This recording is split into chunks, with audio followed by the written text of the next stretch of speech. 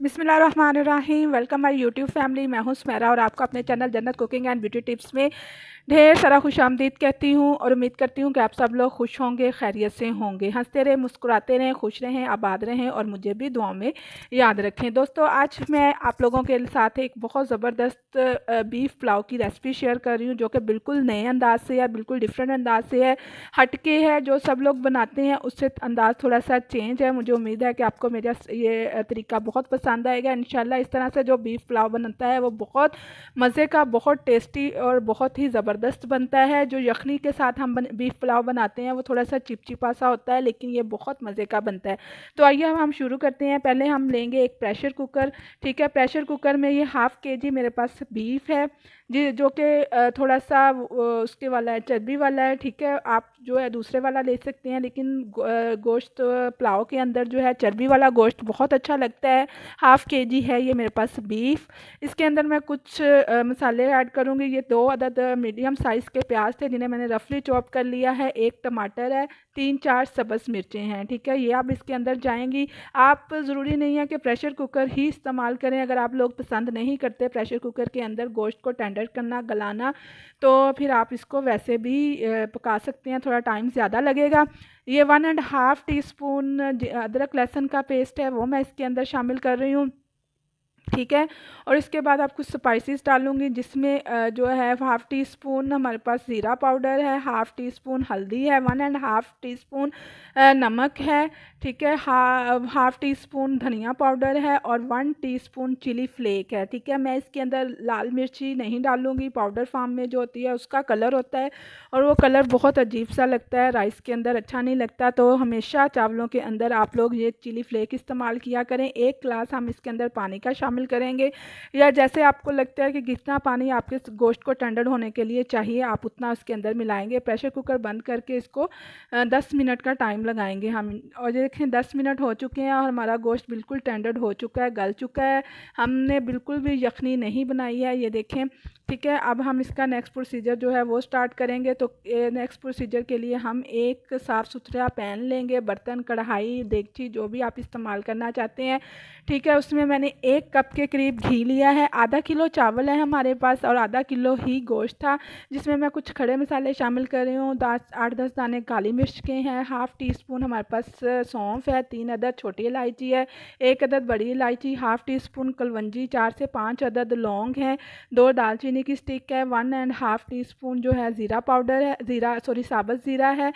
आप इसके अंदर बे लीफ भी शामिल कर सकते हैं, बादियान के फूल भी शामिल कर सकते हैं, लेकिन मेरे पास वो अवेलेबल नहीं थे इसलिए मैं वो नहीं मिला रही हूँ।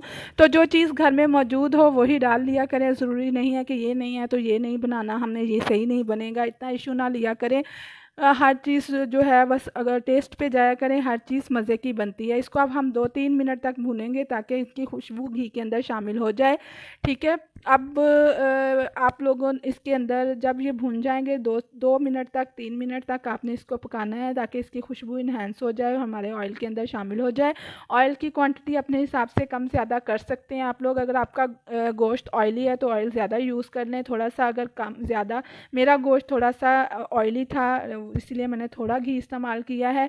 तो ये जो गोश्त हमारा हमने टेंडर किया था वो हम इस घी के अंदर शामिल कर देंगे और इसकी भुनाई करेंगे, अच्छी तरह से भुनेंगे ताकि गोश्त की स्मेल जो होती है मखसूस किस्म की वो ख़त्म हो जाए। 2 टेबलस्पून हम इसके अंदर मैंने दही का शामिल किया है।